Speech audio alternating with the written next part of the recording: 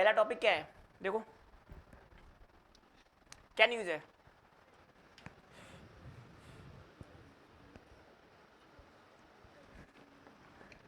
क्या है, क्या कह रहा।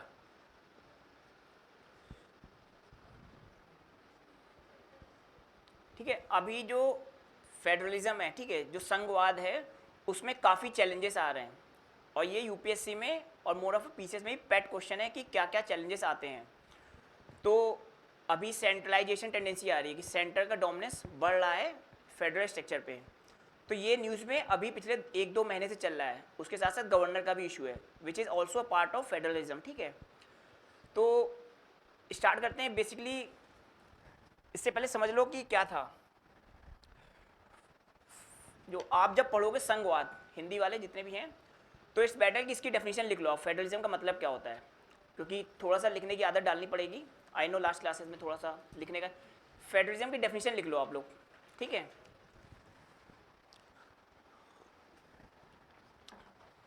It's a system of government, लिख लो, it's a system of government where power is, थोड़ा सा लिखने पे थोड़ा स्पीड रखना, power is constitutionally divided between central and the states.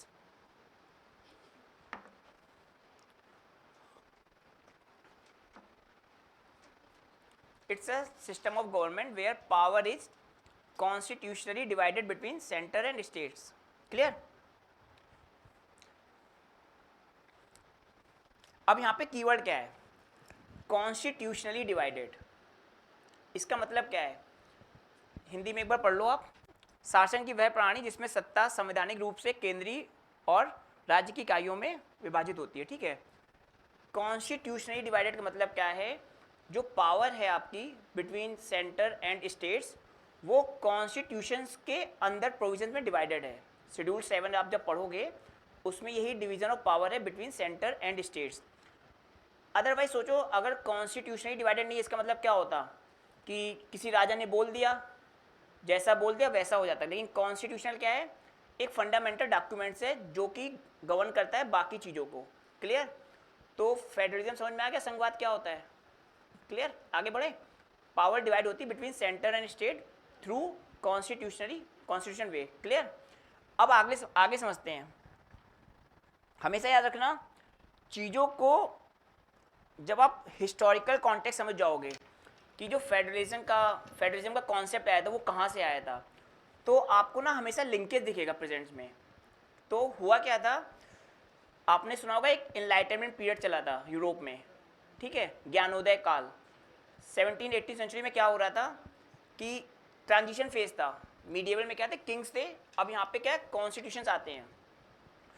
तो अलग अलग स्कॉलर्स थे, तो वहाँ पे टायरनी ऑफ एग्जीक्यूटिव होती थी, जैसे किंग का टायरनी अत्याचार चलता था। ठीक है, यही पहले होता था। इनलाइटनमेंट पीरियड आता है, वैसे तो साइंस में आता है 14 एंड 15 सेंचुरी, जो हमारा पॉलिटिकल साइंस होता है वहाँ पे 17 एंड 18 सेंचुरी में आता है, मतलब 17वीं और 18वीं शताब्दी में एक ज्ञानोदय काल आता है। क्लियर? अलग अलग स्कॉलर आते हैं। स्कॉलर आपको जानने की जरूरत नहीं है, लॉक एंड आपके मॉन्टेस्क्यू थे, जानने की जरूरत नहीं है, बट समझ लो स्कॉलर्स आते हैं। जैसे अपने अम्बेडकर जी थे, वैसे वहाँ पे कॉन्स्टिट्यूशन एक्सपर्ट्स आए थे। उन्होंने कुछ आइडियाज़ दिए थे, उन आइडियाज़ को समझना बहुत इंपॉर्टेंट है, और जो कि यूपीएससी प्रीलिम्स में क्वेश्चन भी आया था। That is more of a limited government. Limited government, constitutional government का मतलब होता है लिमिटेड गवर्नमेंट। इसका मतलब क्या होता है, लिमिटेड मतलब सीमित सरकार। क्लियर? तो ये आइडिया 17th सेंचुरी में चल रहा था कि लिमिटेड गवर्नमेंट होनी चाहिए, सीमित सरकार। इसका मतलब क्या होता है, पहले सरकार क्या होती है, जो राजा कह देगा वही होगा। ठीक है, उसका मन चलेगा, वो कह देगा, वही जुडिशरी, वही एग्जीक्यूटिव, वही रूल बनाएगा। लिमिटेड गवर्नमेंट का कॉन्सेप्ट होता है कि जो भी पावर है एग्जीक्यूटिव की, कार्यपालिका की, राजा की, या जो भी किंग बनेगा, पीएम बनेगा, प्रेसिडेंट बनेगा, उनकी पावर लिमिटेड है, सीमित है। क्लियर? क्यों सीमित है? क्योंकि आपको जो रियल कोर आता है वो होता है रूल ऑफ लॉ होगा। जो लॉ बनेंगे, नियम बनेंगे, उनका रूल चलेगा, ना कि किसी राजा का या किसी के लीडर का। तो पहला कॉन्सेप्ट क्या आया था, लिमिटेड गवर्नमेंट का। इनलाइटनमेंट पीरियड में, ठीक है। समझ में आ गया लिमिटेड गवर्नमेंट क्या होता है, सीमित सरकार का। दूसरा क्या आता है, सेपरेशन ऑफ पावर, जो मैंने आपको लास्ट क्लास में भी समझाया था, जब कॉलेजियम सिस्टम पढ़ाया था तो सेपरेशन ऑफ पावर समझाया था। इसको बोलते हैं शक्ति का पृथक्करण, शक्ति जो है डिवाइडेड कर दी गई थी, ठीक है। तो सेपरेशन ऑफ पावर कॉन्सेप्ट दिया गया था, उसमें क्या था, जो हमारे एग्जीक्यूटिव हैं, लेजिस्लेटिव हैं एंड द जुडिशरी हैं, मतलब कार्यपालिका, विधायिका एंड न्यायपालिका, इनके पावर्स को सेपरेट कर दिया गया था अलग अलग। क्यों कर दिया गया था, सिंपल सोचो, अगर किंग ही राजा बनेगा, किंग ही न्याय देगा, तो मामला गड़बड़ हो जाएगा, समझे। तो न्याय का काम कौन करेगी, न्यायपालिका। एग्जीक्यूटिव क्या करेंगे, इंप्लीमेंट करना पॉलिसीज, और आपके लेजिस्लेचर क्या करेंगे, रूल्स बनाएंगे। क्लियर। तो ये दो कॉन्सेप्ट आए थे, limited government and separation of power. Clear. इससे क्या हुआ, हमारे कॉन्स्टिट्यूशन में कहते हैं कि नए नए कॉन्सेप्ट आए, जहां से आता है फेडरलिज्म, फेडरलिज्म, ठीक है। क्लियर है, limited government and separation of power, ठीक है। अब समझो अमेरिका आता है, 1787 में अमेरिका में कॉन्स्टिट्यूशन आता है, पहला कॉन्स्टिट्यूशन था। क्लियर। आपको पढ़ाया भी गया होगा, जिन्होंने फेडरलिज्म पढ़ा होगा, वहाँ पे अमेरिका और इंडिया के मॉडल का आपका डिफरेंस कराया गया होगा। समझो, अमेरिकन में कई स्कॉलर्स आए थे, बड़े बड़े स्कॉलर्स थे, तो they first introduce concept of federalism, ठीक है। ऑल्दो ये एंशियंट टाइम में था, जब आप ग्रीस पढ़ोगे, इवन भारत में भी था, कि जो छोटी छोटी इकाइयाँ होती थी स्टेट्स, उनको अपनी पावर दी जाती थी, लेकिन मॉडर्न टाइम में अमेरिका में पहली बार फेडरलिज्म का कॉन्सेप्ट आया। क्लियर। तो अमेरिका में क्या हुआ था, आपको ये पता है, अमेरिका भी ब्रिटिश की कॉलोनी थी, ये पता है ना सबको। अमेरिका में भी ब्रिटेन का राज था। ब्रिटेन का राज आपने पढ़ा होगा, तो वहाँ पे भी क्या था, सेंट्रलाइजेशन टेंडेंसी थी, मतलब पावर जो है वो केंद्रीकरण था, सीधे ब्रिटिश का जो क्राउन था उसके पास पावर होती थी। तो वहाँ पे भी क्या था, सेंट्रलाइजेशन टेंडेंसी थी। उससे क्या होगा, एक तो एक्सप्लॉयटेशन होगा, प्लस जो पॉलिसीज होंगी वो क्या होंगी, मोर ऑफ अ टॉप डाउन होंगी। टॉप डाउन समझते हो आप लोग, कि ऊपर बना दी गई, नीचे क्या हो रहा है उससे मतलब नहीं है। समझ में आ गया। जैसे कि अब यूपी है, ठीक है, पहले क्या होता था, यूपी में पॉलिसी बनती थी मोर ऑफ लखनऊ से या आपके नोएडा साइड से, बुंदेलखंड का इलाका इतना अच्छे से नहीं रहता था। अब सोचो, ये तो यूपी की बात हो गई, ऐसे अमेरिका इतना बड़ा, तो इंडिया में सोचो जब ब्रिटिशर्स थे तो क्या होता था, कोलकाता हो गया, दिल्ली हो गया, इन्हीं में फोकस होता था, बाकी जो छोटी छोटी जगह होती थी उन पर फोकस नहीं होता था। क्लियर। तो यूएसए में फील हुआ कि हमें नया सिस्टम चाहिए जहाँ पे जो रीजनल यूनिट्स हैं, जो आपके राज्य हैं, उनको भी पावर दी जाए। क्लियर, समझ में आ गया। अब यहाँ से यूएसए में पहली बार फेडरलिज्म स्टार्ट हुआ, जिसमें क्या हुआ, वहाँ पे 13 कॉलोनीज थी, 13 कॉलोनीज थे जो एक साथ आते हैं, ठीक है, वो एक साथ आते हैं और एक यूनाइटेड स्टेट बनाते हैं। क्लियर। अनलाइक इंडिया, इंडिया में क्या होता है कि स्टेट्स की पावर उस समय तो थी नहीं, इतनी ज़्यादा स्टेट्स थे भी नहीं। इंडिया में क्या होता है, यूनियन ऑफ स्टेट बनता है। इसको डिफरेंस समझो, अमेरिका के मॉडल को बोलते हैं कमिंग टुगेदर। इसका मतलब समझो, एक साथ आना, मतलब 13 स्टेट से, दिखना है, ये एक साथ आए और इन्होंने एक स्टेट बनाया, यूनाइटेड स्टेट, ठीक है। क्लियर, यहाँ तो समझ में आ गया। 13 कॉलोनीज आए, दे कमिंग टुगेदर एंड एक स्टेट बना दिया, इसको बोलते हैं एक साथ आने का मॉडल। इंडिया में क्या होता है, अब अंबेडकर जी थे एंड जो नेहरू जी थे, पटेल जी थे, दे वर सो क्लियर कि ये मॉडल नहीं चलेगा। ऑब्वियसली अमेरिका में क्या है कि जो स्टेट्स हैं उनका अपना कॉन्स्टिट्यूशन है, अपनी उनकी सिटीजनशिप है। क्लियर। अमेरिका में हर स्टेट का अपना कॉन्स्टिट्यूशन होता है और उनकी अपनी सिटीजनशिप होती है।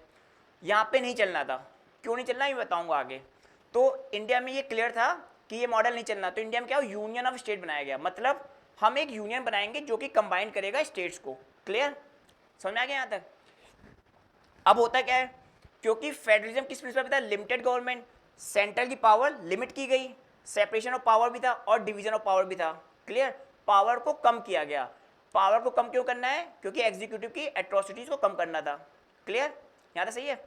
अब होता है क्या है, ये जो फॉर्म ऑफ गवर्नमेंट थी ये काफ़ी सक्सेसफुल हो गई, क्योंकि जहाँ पे भी पावर लिमिट होगी तो आपका एग्जीक्यूटिव कंट्रोल में रहेंगे, क्योंकि एग्जीक्यूटिव ने ही जहाँ पे गड़बड़ी करी है पहले वहीं हुई है। तो यहाँ से फेडरलिज्म फॉर्म ऑफ गवर्नमेंट काफ़ी स्प्रेड होने लगे। यही फॉर्म पहले कनाडा में गया, फिर जर्मनी, फिर Australia and finally in India. Clear, यहाँ तक इंडिया में आ गए। 1950 चलता है, कॉन्स्टिट्यूशन डिबेट चलती है, इसको समझ लो क्या क्या होता है। अभी डिबेट चल रही है। पहला पॉइंट क्या लिखा है कि, हाँ पहला पॉइंट देख लो कि 1935 एक्ट था, वहां पे पहली बार फेडरल स्ट्रक्चर की बात की गई इंडिया में। 1935 एक्ट के बारे में इतना जान लो कि कांग्रेस स्ट्रांग हो गई थी, ठीक है, और जो स्टेट्स थे डिफरेंट डिफरेंट, वहाँ की जो लीडर्स थे वो स्ट्रांग हो गए थे।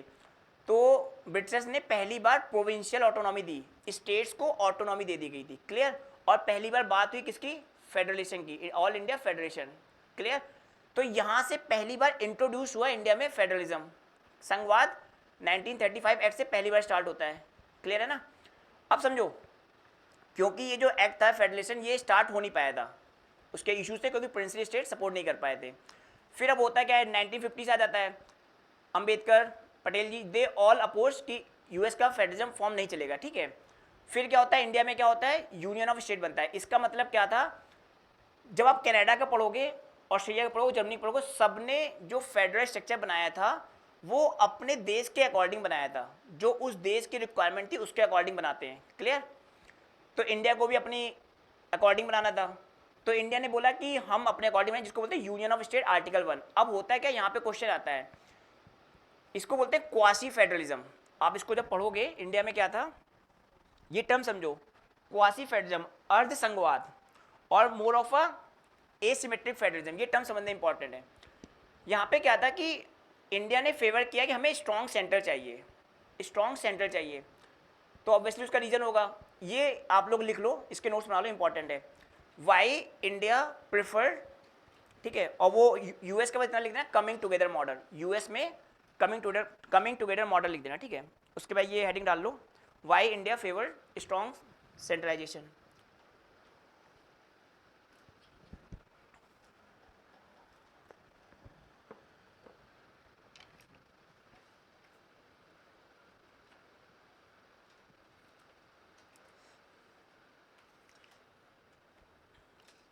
ठीक है, why India favoured strong centralisation. आप समझो, हमेशा थिंकिंग डाला करो, थिंकिंग मतलब आप सोचा करो कि उस समय क्या कॉन्टेक्स्ट था। कॉन्टेक्स्ट क्या था, पार्टीशन हुआ था, ठीक है, सबको पता है। तो जब पार्टीशन होगा तो उससे क्या होगा, कम्युनल वायलेंस चल रहा था, रिफ्यूजी क्राइसिस चल रहे थे, क्लियर है ना, कई जगह वायलेंस हो रहे थे ऑल इंडिया में। अब सोचो, पहली प्रायोरिटी क्या होगी किसी नेशन की, कि इंटीग्रेशन करना है, यूनिटी एंड इंटीग्रिटी मेंटेन करनी है। प्रायोरिटी क्या थी, unity and integrity of nation, United करना था। अब जहाँ पे रिफ्यूजी क्राइसिस हो रहे हैं, कम्युनल वायलेंस हो रहे हैं, तो you need a strong authority that can ensure law and order. आपको एक स्ट्रॉन्ग मजबूत केंद्र की सरकार चाहिए थी जो कि लॉ एंड ऑर्डर को मेंटेन कर सके। पहला पॉइंट समझ में आ गया, why India need strong centralization, because partition था, पार्टीशन से क्या वायलेंस हो रहे थे और रिफ्यूजी क्राइसिस था, उसको मेंटेन करने के लिए एक तरीके से इंडिया को स्ट्रॉन्ग सेंट्रलाइजेशन चाहिए था। दूसरा पॉइंट क्या है, India is known for having diversity. Diversity in what sense, obviously in race, religion, आपका डिफरेंट डिफरेंट लैंग्वेजेस हैं। तो अब होता है क्या, समझना, जब आप कनाडा मॉडल पढ़ोगे या ऑस्ट्रेलिया मॉडल पढ़ोगे, जर्मनी, वहाँ पे भी यही इशू आया था, डाइवर्सिटी बहुत थी। आप सेम पॉलिसी से, जैसे क्या हुआ था, नॉर्थ की पॉलिसी से साउथ को डोमिनेट करना आसान नहीं था, डाइवर्सिटी को एक्सेप्ट करना चाहिए, और जो नहीं करते वो मामला गड़बड़ हो जाता है। For example Pakistan case, Bangla language issue आया था 1971, कुडंट हैंडल और प्रॉब्लम क्रिएट हो गई थी। India did well in terms of language diversity को मेंटेन करना। तो दूसरा रीजन था डाइवर्सिटी को मेंटेन करना, तो उसके लिए क्या क्या नए नए प्रोविजन आए थे, एसिमेट्रिक फेडरलिज्म। इसको मैं समझाता हूँ, इंपॉर्टेंट है, लिख लो, विषम संघवाद। क्वासी फेडरलिज्म का मतलब पता है, लिख लो, चाहो तो एक लाइन लिख लो सिंपल सी, क्वासी फेडरलिज्म। इसमें क्या आता था, जो पावर थी वो कंबाइंड थी between centre and state, but centre के पास ज्यादा पावर थी, क्लियर। लिख लो, क्वासी फेडरलिज्म का मतलब है कि स्टेट्स एंड सेंटर के पास कंबाइंड पावर थी, लेकिन सेंटर की पावर ज्यादा थी, क्वासी वर्ड, ठीक है। फिर एसिमेट्रिक फेडरलिज्म क्या होता है, लिख लो पहले,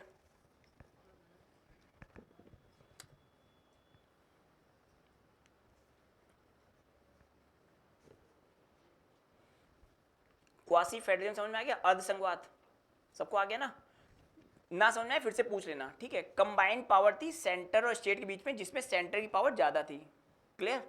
क्योंकि फेडरल का मतलब है बराबर पावर, जैसे यूएस में, इंडिया में था क्वासी मतलब अर्ध, अर्ध का मतलब यहाँ पे सेंटर की पावर ज़्यादा थी। एसिमेट्रिक फेडरलिज्म समझो, एसिमेट्रिक मतलब विषम संघवाद, विषम, इसका क्या मतलब होता है, अलग अलग स्टेट्स को अलग अलग पावर दी गई है। जैसे कि एग्जांपल समझाता हूँ, आपने राज्यसभा पढ़ी होगी, राज्यसभा यूपी की कितनी सीट्स हैं, सिक्किम की, हर स्टेट की अलग है, ये क्लियर है। पावर जो है हर स्टेट की अलग अलग है। आर्टिकल 371 पढ़ोगे, 371 में स्पेशल प्रोविजन दिए गए नॉर्थ ईस्ट के, गुजरात, महाराष्ट्र के, आपका तेलंगाना, इन सबके। वैसे शेड्यूल 5 और 6 पढ़ोगे, क्लियर। ये सब एग्जाम्पल है एसिमेट्रिक फेडरलिज्म के, लिख लो, चारों एग्जाम्पल इंपॉर्टेंट है, एसिमेट्रिक फेडरलिज्म के एग्जाम्पल हैं।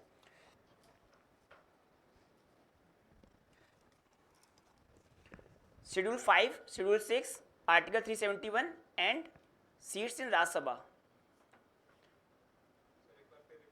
हाँ, एसिमेट्रिक फेडरलिज्म के 4 एग्जाम्पल हैं जो आपको लिखने पड़ेंगे। शेड्यूल 5, शेड्यूल 6,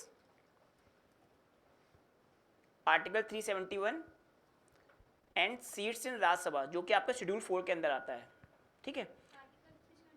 371, ठीक है।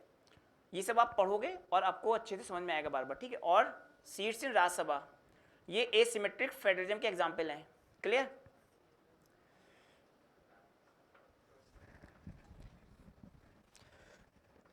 आगे बढ़े, 2 रीजन मिल गए, एक तो हमारा पार्टीशन हुआ जहाँ पे हमें फोकस करना था नेशनल इंटीग्रिटी की, दूसरा डाइवर्सिटी को मेंटेन करना था। तीसरा रीजन क्या था, आपके पास 560 प्रिंसली स्टेट्स थे, इससे ज़्यादा। तो अंबेडकर जी, सॉरी, पटेल जी ने बोला था कि अगर स्ट्रॉन्ग सेंटर नहीं है तो बाल्कनाइजेशन ऑफ इंडिया हो जाएगा। बाल्कनाइजेशन ऑफ इंडिया समझते हो, फ्रेगमेंटेशन हो जाएगा इंडिया का, टूट जाएगा ही, क्योंकि इतने आपके प्रिंसली स्टेट्स को एक साथ करना वो काफ़ी चैलेंजेस था तब, जब ब्रिटिशर्स की पॉलिसी ही थी डिवाइड करने की, समझ रहे हो। तो उस समय अगर हम स्टेट्स को ज़्यादा पावर कर देते, जैसे हैदराबाद में केस हो रहा था, जूनागढ़, ये सब, तो यहाँ पे क्या प्रॉब्लम और बढ़ जाती। तो आपको 560 जो प्रिंसली स्टेट्स थे उनको यूनाइट भी करना था। For that you need a very strong central government, clear. चौथा पॉइंट क्या लिखा है इसमें, अब आप समझो, ब्रिटिशर्स ने हमें क्या दिया गरीबी के अलावा, एक ये भी दिया। जब ब्रिटिशर्स आए थे 1750s के आसपास, मान लो आए थे और पहले थे, 1750 के आसपास इंडिया का ग्लोबल जीडीपी में कंट्रीब्यूशन 27% था, more than 25%, clear. India was, बोलते ना बर्ड थी सोने की, ऐसा है। जब गए तो लेस देन 2% हो गया, प्लस मोर देन 70% पॉपुलेशन, वो काफ़ी गरीब थी। एक होता है गरीब और वो काफ़ी गरीब थे। अब चौथा पॉइंट है रीजनल डिस्पैरिटीज़, आज भी है और उस समय बहुत ज़्यादा थी। जैसे western part of India is quite well developed, जो आपका पश्चिमी देश स्टेट्स हैं, गुजरात, महाराष्ट्र, ये काफ़ी अच्छे डेवलप्ड हैं। But what about eastern states, वो पूरा बिहार, झारखंड, उड़ीसा बेल्ट, ये आज भी कम डेवलप्ड हैं। उस समय तो और ज़्यादा था, क्योंकि उस समय क्या था, जहाँ पे रिसोर्सेज थे या जहाँ पे पैसा था, ब्रिटिशर्स वहीं पे ही आपका डेवलपमेंट हो रहा था। तो रीजनल डिस्पैरिटी बहुत ज़्यादा थी। अब इसको कम करना है, कैसे कम करोगे, अगर सारी स्टेट्स को पावर दे दोगे तो पॉसिबल नहीं है। तो आपको इसी में जब आप पढ़ोगे 5 ईयर प्लान आते हैं डिफरेंट नेहरू, अंडर नेहरू, तो वहाँ पे भी यही चीज़ फोकस की जाती है कि रीजनल डिस्पैरिटीज़ को आपको कम करना है। कैसे, सेंटर के पास पावर होगी और वो जो प्लानिंग करेगी वो ध्यान में रखेगी हर स्टेट्स की रिक्वायरमेंट को, क्लियर। जब फाइनेंस कमीशन भी आप पढ़ते हो उसमें यही चीज़ ध्यान रखा जाता है, अलग अलग क्राइटेरियाज हैं जहाँ पे रीजनल डिस्पैरिटीज़ को ध्यान में रख के रिसोर्सेज दिए जाते हैं, क्लियर। चौथा पॉइंट आ गया, रीजनल डिस्पैरिटी को आपको मेंटेन करना था। अब होता क्या है कि हमारा एक्सपीरियंस भी ऐसा था कि हमको, अभी जब गवर्नर भी पढ़ोगे, पार्लियामेंट्री फॉर्म ऑफ डेमोक्रेसी होगी, हमारा एक्सपीरियंस भी क्या था कि आपका मोर ऑफ जो ब्रिटिशर्स थे वो इसी में फोकस करते थे जहाँ पे सेंट्रलाइजेशन था। तो हम कंप्लीट फेडरल स्ट्रक्चर नहीं दे सकते थे, रेडी भी नहीं थे। हमारा एक्सपीरियंस पिछले 150 साल से इसी तरह चल रहा था, जहाँ पे सेंटर के पास थोड़ी ज़्यादा पावर थी, क्लियर। उसके द्वारा फिर कॉन्स्टिट्यूशन में प्रोविजंस बनते हैं जहाँ पे आपका अलग लाएंगे इमरजेंसी गवर्नर, जो कि आपको अच्छे से पाया जाएगा। यहाँ तक समझ में आ गया कि हमने स्ट्रॉन्ग सेंटर क्यों किया था। आगे बढ़े, लिख लिया ना सबने? ये इंपॉर्टेंट पॉइंट्स हैं, ये आंसर्स में आते ही हैं कहीं ना कहीं आपके। अब होता क्या है समझो, कुछ चीजें मैं समझा रहा हूं जो आपको लिखना नहीं है, जो लिखने का होगा इसकी नेक्स्ट स्लाइड है और जो रिसेंट एग्जांपल है, कुछ चीज समझ लो। आपका संघवाद जब आता है 1940 50 से तो उसका इवोल्यूशन होता है। इवोल्यूशन समझना इंपॉर्टेंट है। अगर आप नहीं लिख पा रहे हो कोई दिक्कत नहीं, लेक्चर्स फिर से देख लेना, समझ में आ जाएगा, ठीक है। हर चीज़ नहीं लिखवा पाएंगे बट आपको समझना इंपॉर्टेंट है। 1950 1950 से 1967 तक कांग्रेस का डोमिनेंस रहता है, ठीक है। अंडर नेहरू कांग्रेस ही डोमिनेंस करती है। स्टेट्स की पार्टी इतने स्ट्रांग थे नहीं, क्लियर, क्योंकि स्ट्रांग कांग्रेस थी। तो जब तक 1967 तक जब तक कांग्रेस की एरा रहती है तब तक सेंटर और स्टेट के बीच में कोई कन्फ्रंटेशन नहीं होता, सब कुछ सही स्मूथ चल रहा होता है। जो सेंटर चाहेगी वही होगा। एक तो स्ट्रांग लीडर था और नेहरू जी की अच्छी खासी रेपो थी। स्टेट्स पे पार्टी आने लगे थे बट इतने स्ट्रांग नहीं थे, ठीक है। 1967 में कांग्रेस ब्रेकडाउन होता है और बोलते हैं रीजनल पार्टीज बनती हैं आपकी। 1967 से लेकर 1990 तक, 1967 से लेकर 1990 तक रीजनल पार्टीज आती हैं आपकी। ये जितनी भी है ना, बीएसपी, एसपी, आरजेडी, जितनी भी आपकी हैं उधर तमिलनाडु में, ये सब अराउंड 1967 से स्टार्ट आती है जब कांग्रेस ब्रेकडाउन होता है। अब समझो, रीजनल पार्टीज आएंगी तो वो अपनी डिमांड करेंगी, क्लियर। और उधर सेंटर में इंदिरा गांधी जी थी जिनकी टेंडेंसी थी मोर ऑफ अ सेंट्रलाइजेशन। आपने देखा है इमरजेंसी प्रोविजंस प्लस सेंटर क्या चाह रहा है, सेंट्रलाइजेशन करना। रीजनल पार्टीज आएंगी, उनकी डिमांड बढ़ेगी, वो चाहेंगे हमारी हर स्टेट की डिमांड हो। समझ में आ रहा सब कुछ? तो 1967 से लेकर 1990 तक रीजनल पार्टीज बनती हैं, रीजनल स्टेट्स की डिमांड बढ़ती है। तो यहाँ पे आता है एक फेस आता है, इसको बोलते हैं कन्फ्रंटेशन फेडरलिज्म। मतलब सेंटर और स्टेट्स के बीच में कन्फ्रंटेशन बढ़ रहे थे, आपसी भेदभाव सेंटर और स्टेट के बीच में बढ़ते जा रहे थे, क्लियर। समझ में आ गया क्यों बढ़ रहे थे? समझ में आ गया, क्योंकि सेंटर क्या चाह रहा है, सेंट्रलाइजेशन। स्टेट्स में पार्टी आएंगी तो उनकी रीजनल पार्टी बनेगी, वो डिमांड बढ़ेंगे। फिर 1991 आता है, 1991 से लेकर 2014 तक ये एरा बोलते हैं कोलिजन गवर्नमेंट। कोलिजन गवर्नमेंट समझते हो आप लोग? कोलिजन गवर्नमेंट जहाँ पे अलग अलग पार्टी मिलके कोलिजन बनाते हैं, ठीक है। जैसे एनडीए है, एनडीए इज व्हाट, ये कई पार्टियों का मिलकर एक कोलिजन है। समझ में आ गया? यूपीए है, ये भी अलग अलग पार्टीज का मिलकर एक कोलिजन बनता है। तो अब समझना, 1991 है, आपकी रीजनल पार्टी और स्ट्रांग हो जाएंगी और सेंटर वीक ही चलता है, क्योंकि आप जब कोलिजन गवर्नमेंट होगी तो जो सेंटर गवर्नमेंट है वो वीक होगी क्योंकि स्ट्रांग लीडर नहीं है। ये समझ में आ रहा? हर चीज़ लिंक है, समझने की कोशिश करना। 1991 कोलिजन गवर्नमेंट का टाइम आता है, सेंटर में वीकनेस आएगी, रीजनल पार्टी स्ट्रांग होती आती हैं। और दूसरी चीज़ क्या होती है, एलपीजी रिफॉर्म आते हैं। 1991 में हमारा इकोनॉमिक रिफॉर्म आता है, ये सबको पता होगा, आइडिया होगा, ठीक है। आप समझने की कोशिश करना, 1991 में इकोनॉमिक रिफॉर्म आते हैं जहाँ पे क्या है, आपका वैश्वीकरण होता है, ठीक है। दुनिया भर की कंपनियाँ आती हैं और स्टेट्स में आपस में कंपटीशन होता है कि कौन कंपनीज को बुलाएगा, इन्वेस्टमेंट बुलाएगा। जैसे अभी गुजरात समिट होती है, यूपी समिट हो रही है, तो एक आता है कि कोलिशन गवर्नमेंट होंगी, समझना। तो इससे क्या होगा कि जो स्टेट्स हैं उनकी डिमांड बढ़ गई, स्टेट्स के लीडर्स की डिमांड बढ़ेगी, क्योंकि कोलिशन गवर्नमेंट है। कोलिशन मतलब क्या है, आपको स्टेट्स की पार्टी का सपोर्ट चाहिए सेंटर में पार्टी बनाने के लिए, तो स्टेट्स की डिमांड बढ़ गई। सेंटर और स्टेट के बीच में फिर क्या आता है, कोऑपरेटिव फेडरलिज्म स्टार्ट हो जाता है। कोऑपरेशन चाहिए होता है उनको, कोऑपरेशन मतलब सेंटर और स्टेट आपस में कोऑपरेट करेंगे, क्लियर। इसी को बोलते हैं कोऑपरेटिव फेडरलिज्म।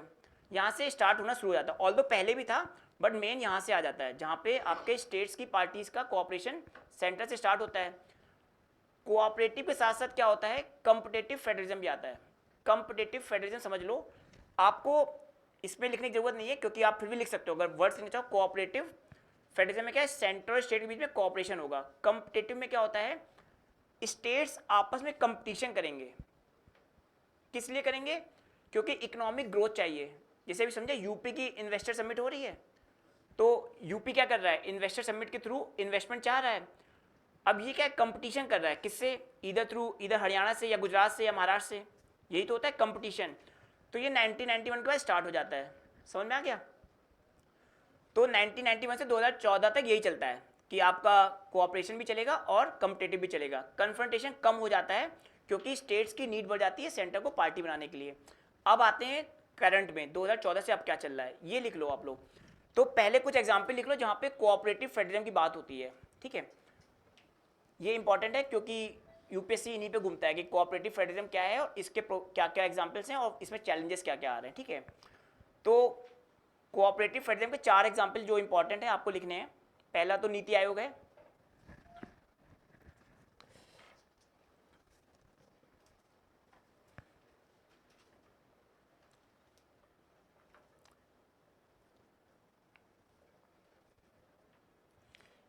ठीक है, चारों लिख लो फिर मैं समझाता हूँ एक एक करके। दूसरा है जीएसटी काउंसिल,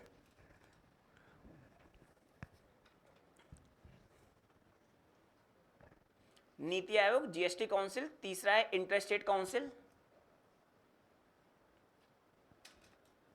और चौथा है डिजास्टर मैनेजमेंट।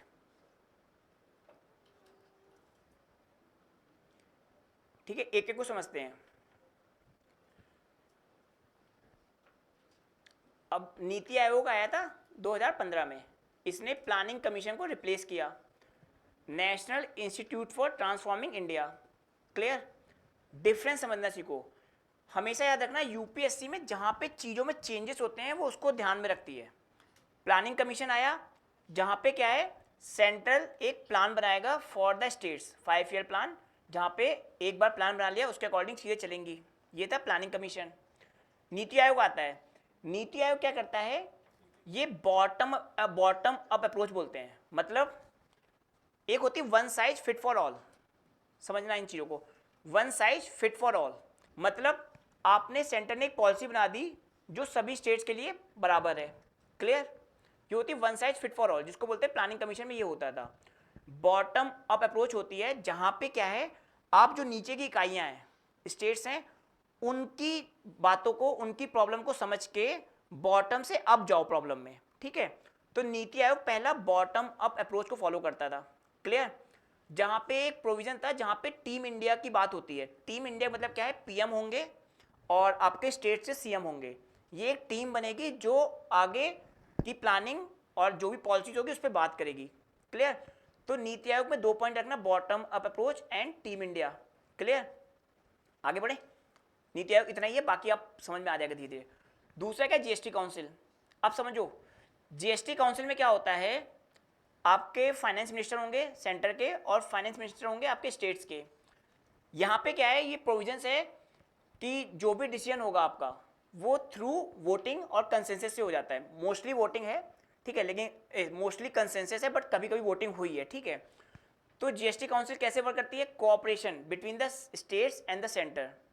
कोऑपरेटिव फेडरलिज्म का एग्जांपल है GST council under 279A constitution में। ये कॉन्स्टिट्यूशनल बॉडी है जीएसटी काउंसिल, ठीक है, आर्टिकल 279A। ठीक है, ये कभी कभी पूछ सकते हैं बट आइडिया होता है। तो ये भी क्या है, सेंटर और स्टेट के बीच में कोऑपरेशन की एग्जांपल हो रही है जीएसटी काउंसिल। तीसरा पॉइंट है inter state council. Inter state council article 263 के अंदर एक कॉन्स्टिट्यूशनल बॉडी है। ध्यान रखना, इंटर स्टेट काउंसिल एक कॉन्स्टिट्यूशनल बॉडी है अंडर आर्टिकल 263। इंपॉर्टेंट है, आइडिया होना चाहिए इस आर्टिकल का। तो होता क्या है, इंटर स्टेट काउंसिल, समझ में आ रहा, एक बॉडी बना देंगे जहां पे स्टेट्स के सीएम और मोर ऑफ अ पीएम, जिसको प्रेसिडेंट आपका अपॉइंट करता है। क्लियर, अब समझो इंटर स्टेट काउंसिल, ये भी पहले रिकमेंडेशन थे सरकारी अर्कारिया कमीशन के, और ये एक्टिव है बट उतनी अच्छी फॉर्म में एक्टिव नहीं है, जो कि इसका कंसर्न बोलते हैं। ठीक है, चौथा पॉइंट है डिजास्टर मैनेजमेंट। अब डिजास्टर मैनेजमेंट में क्या हुआ, अभी जैसे कोविड आया था, Covid was it's not a disaster but एक मोर देन डिजास्टर था, जहां पे सेंटर और स्टेट ने आपस में कोऑर्डिनेशन किया। जब आप डिजास्टर मैनेजमेंट पढ़ोगे GS3 में, तो वहां पे आपको NDMA बोलते हैं, national disaster management authority. Clear, तो वहां पे भी सेंटर स्टेट का कोऑर्डिनेशन होता है। कोई भी डिजास्टर होता है, सेंटर आपको स्टेट्स को हेल्प करता है कोऑपरेशन के थ्रू। तो ये 4 हो गए एग्जाम्पल आपके कोऑपरेटिव फेडरलिज्म के। ठीक है, ये समझ में आ गया। अब आता है रियल गेम, जो कि चैलेंजेस जिसके लिए हम लोग आए हैं। अब हो क्या रहा है, प्रॉब्लम्स बहुत बढ़ रही हैं। जैसे जैसे 2014 के बाद जैसे जैसे आपका स्ट्रॉन्ग सेंटर आएगा, ठीक है, स्ट्रॉन्ग सेंटर आएगा तो कहीं ना कहीं कन्फ्रंटेशन स्टार्ट हो जाएगी, क्योंकि strong leader always prefer more of a centralization tendency. Though government says we focus on cooperative federalism, but in reality there are lots of challenges which states are कह रहे हैं कि हमें ये प्रॉब्लम्स आ रही हैं और ये प्रॉब्लम्स आपको पता होनी चाहिए, ठीक है। ये 6 पॉइंट्स लिख लो, 6 पॉइंट्स इंपॉर्टेंट, इसमें मैं कुछ कुछ लिखाऊंगा, ठीक है। Centralization tendency in Indian federalism, ये हेडिंग लिख लो, और एक एक इंपॉर्टेंट है, इसमें सब रिसेंट के एग्जाम्पल्स हैं।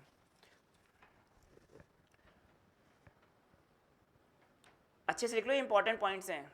Centralization tendency in Indian federalism, भारतीय संघवाद में केंद्रीकरण की चुनौतियां या प्रवृत्तियां, ठीक है।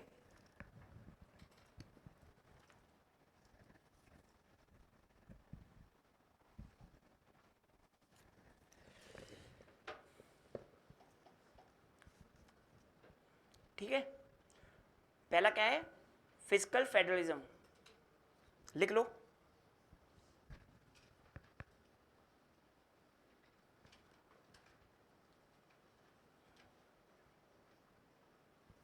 अच्छे से लिख लो, नोट्स इंपॉर्टेंट है, ठीक है। फिस्कल फेडरलिज्म, ठीक है, यही क्वेश्चन आया है, अभी हर बार आएगा, ठीक है। अभी क्वेश्चन आया विद पॉलिटिक्स या इकोनॉमी में, फिस्कल फेडरलिज्म किसी ने स्टार्ट भी नहीं किया था डेफिनेशन से अच्छी, ठीक है। इसी में समझो, फिस्कल फेडरलिज्म को बोलते हैं it is a heart of federalism, मतलब जो भी फेडरलिज्म स्ट्रक्चर है उसका हार्ट है, मतलब वही सोल है। अगर आप फिस्कल फेडरलिज्म पे ध्यान नहीं दोगे तो फेडरलिज्म नहीं चल पाएगा। अब फिस्कल फेडरलिज्म में क्या क्या चैलेंजेस आ रहे हैं ये लिख लो। पहला है, पहला लिखो कि इंक्रीजिंग, फिस्कल फेडरलिज्म में लिख लो, पहला है increasing cases of cess and surcharges, increasing cases of या increasing cess, CESS, cess and surcharges. Surcharges, surcharges समझते हो, बताता हूँ अभी क्या होता है। नहीं SUR, सरचार्जेस, ठीक है। अब समझो होता है क्या, एक होता है सेस, एक होता है सरचार्जेस। सिंपल सा है, समझ लो। जैसे आपने सुना होगा स्वच्छ भारत पे सेस लगता है, आप जब कहीं देते होगे 1% बढ़ा दिया जाता है सेस।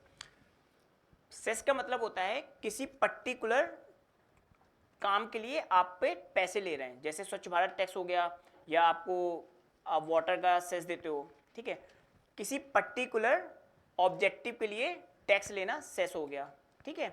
क्लियर, समझ में आ गया, ठीक है। दूसरा होता है सर चार्जेस। सर चार्जेस में क्या होता है कि जैसे कुछ अमीर लोग होते हैं जिनकी इनकम बहुत ज़्यादा है, उनके टैक्स के ऊपर टैक्स लगाना, ये होता है सर चार्ज। क्लियर, ऑब्जेक्टिव क्या है, मिनिमाइज इनइक्वलिटी। अब होता है क्या है, इसके इंक्रीज होने से हुआ क्या, आपको पता है फाइनेंस कमीशन में एक डिविजिबल पूल होता है जहां पे जो पैसा आता है सेंटर के पास वो स्टेट्स में डिवाइड होता है। 15 फाइनेंस कमीशन ने 41% बोला है। अब होता है क्या है, जब आपका केसेस जो सेस एंड सरचार्जेस के बढ़ गए हैं, ये डिविजिबल पूल के पार्ट नहीं है। समझ में आ रहा, जो डिविजिबल पूल समझते हो, जहां पे सेंटर का एक फंड होगा जो कि डिवाइड होता है बिटवीन सेंटर एंड स्टेट, जिसमें 41% आपका स्टेट्स को जाता है। सेस एंड सरचार्जेस, इसका जो पैसा होता है ये केवल सेंटर के पास जाता है। क्लियर, ये डिविजिबल नहीं हो रहा है स्टेट्स में। तो अब क्या है, पिछले 10 सालों में सेंटर क्या कर रहा है कि उसने स्टेट्स को डिविजिबल पूल में तो बढ़ा दिया कि 31 से 42 कर दिया, फिर 41 कर दिया, लेकिन सेस और सरचार्जेस बढ़ाता जा रहा है। तो उसकी सेंटर के पास पैसे ज़्यादा आ रहे हैं जो कि स्टेट्स को डिवाइड नहीं कर रहा। पहला इशू फिस्कल फेडरलिज्म। दूसरा क्या है, जब आप आर्टिकल 293 पढ़ोगे, अभी याद करने की जरूरत नहीं, बस समझो, स्टेट जो होते हैं, राज्य होते हैं, उनको जब बोरो करना होता है, लोन लेना होता है, तो उनको सेंटर की परमिशन चाहिए होती है।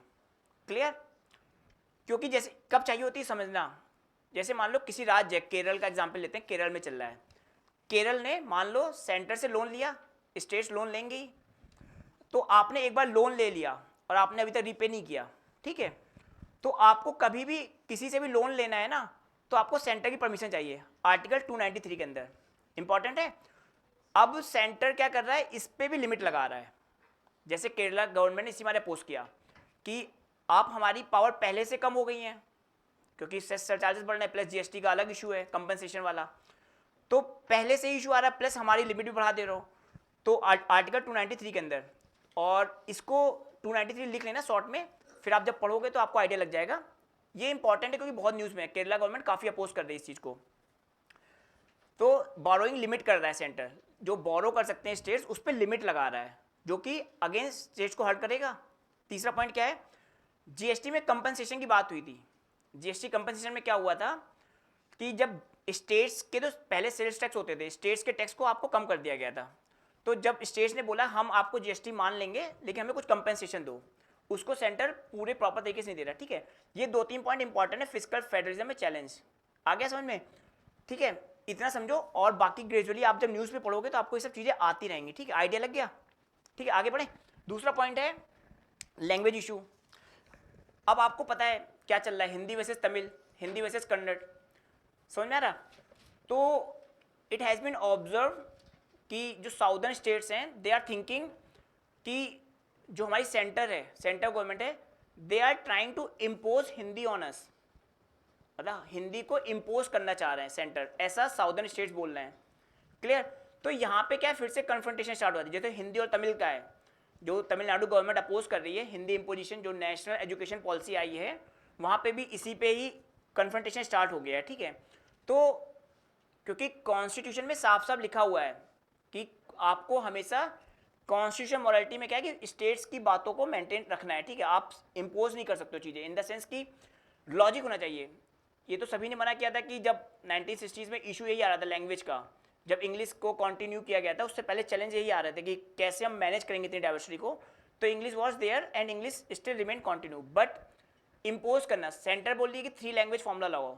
ठीक है, आपको इंग्लिश आनी चाहिए, एक रीजनल और more of a Hindi, but Tamils and Kannada they are opposing. That is more of a एक इमोशनल और कल्चरल इशू है, जो कन्फ्रंटेशन बढ़ेगी अगर हिंदी इम्पोज की जाएगी। तो दूसरा इशू क्या है सेंट्रलाइजेशन का, कि Hindi imposition on the southern state, language issue. तीसरा है, ये इंपॉर्टेंट समझो, गवर्नमेंट स्कीम निकालती है, लिख लो सेंट्रल स्पॉन्सर्ड स्कीम, क्योंकि इसको समझना इंपॉर्टेंट है। सेंट्रल स्पॉन्सर्ड स्कीम है, इसमें चैलेंज क्या आ रहा है स्टेट्स को।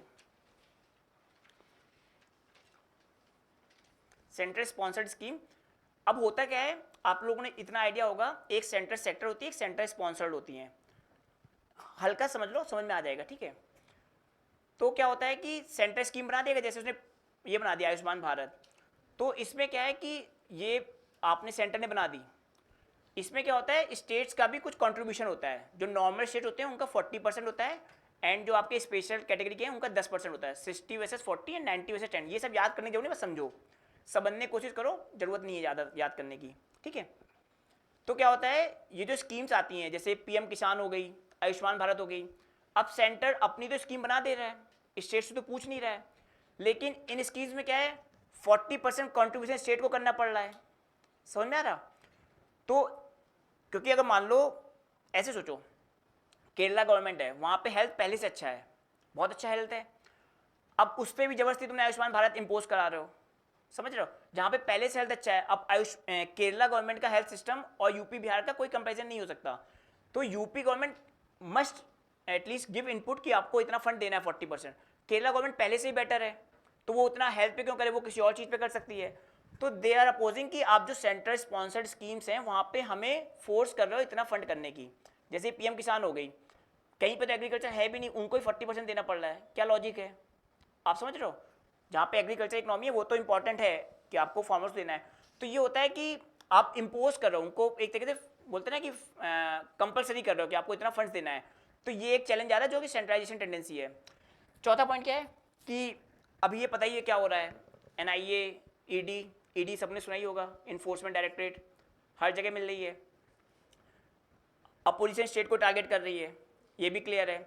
95% केसेस जो है वो अपोजिशन लीडर्स पे है।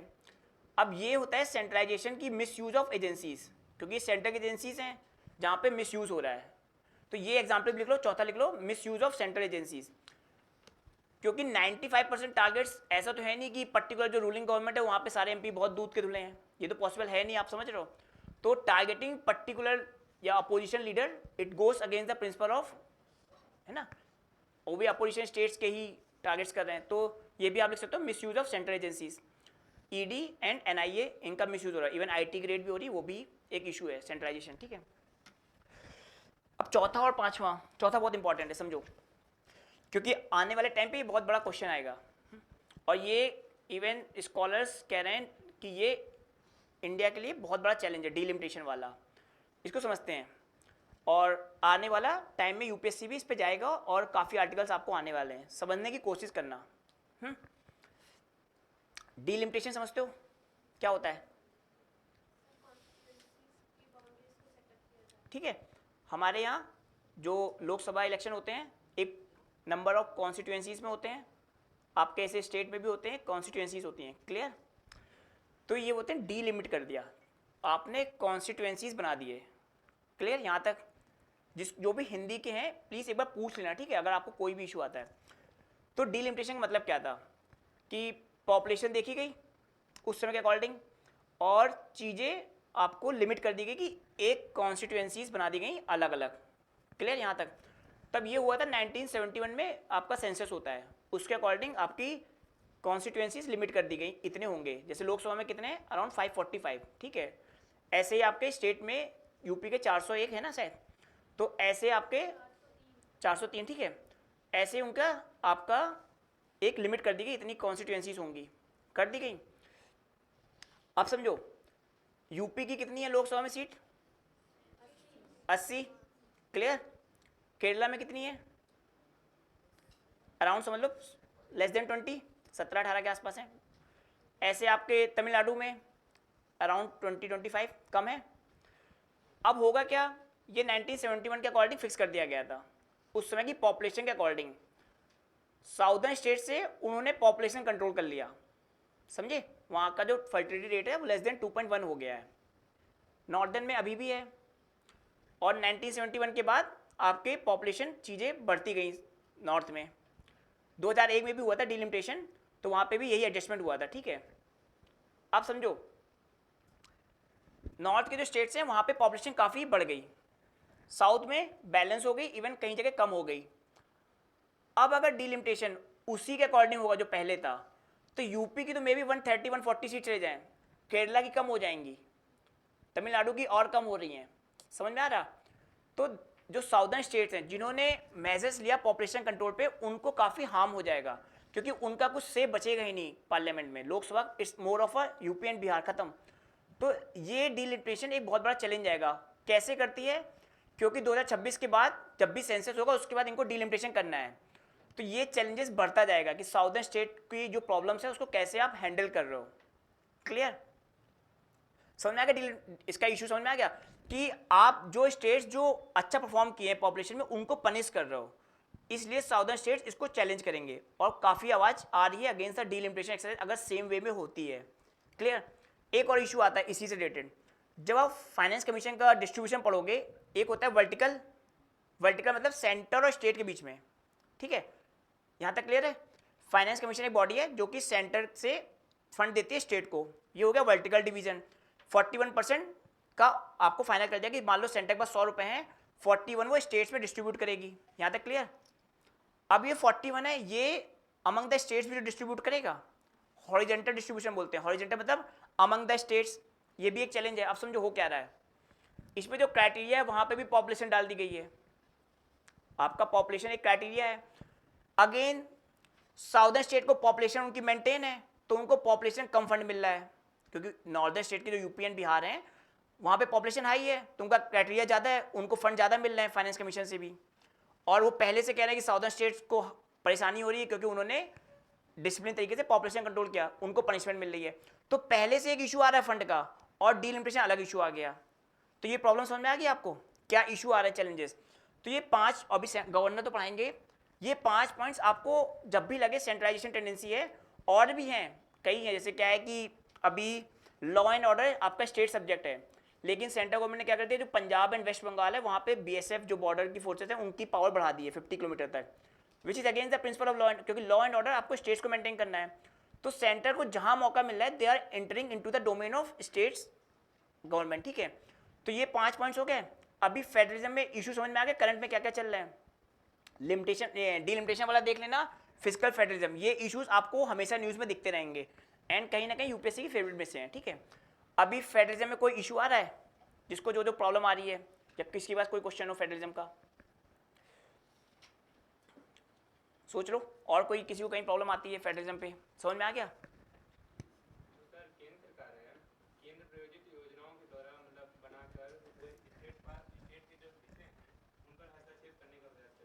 हाँ यही हो रहा है, इसका एग्जाम्पल ले सकते हो जो फॉर्म बिल्स है।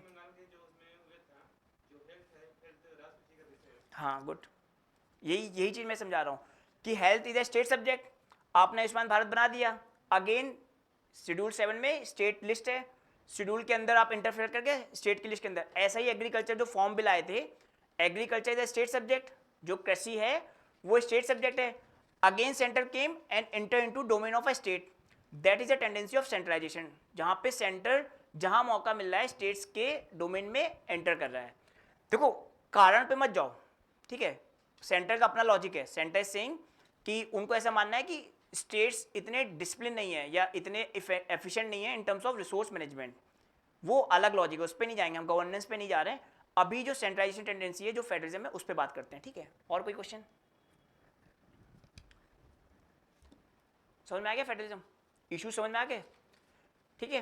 कहाँ से आया था concept, enlightenment era, limited government, separation of power, Ambedkar ji का आइडिया, अंबेडकर जी ने बोला था यूनियन ऑफ गवर्नमेंट होगा, नॉट अ यूएस की तरह आपका कंप्लीट फेडरलिज्म होगा।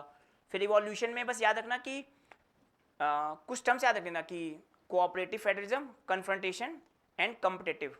कन्फ्रंटेशन कब से कब तक था, 1967 से लेकर 1990 तक, फिर आपका कोऑपरेटिव चलता है एंड कम्पिटेटिव फेडरलिज्म चलता है। अभी कोऑपरेटिव तक चीज़ें जाती हैं, बाकी एसिमेट्रिक फेडरलिज्म समझ में आ गया था, क्लियर आ गया ना। आगे बढ़े गवर्नर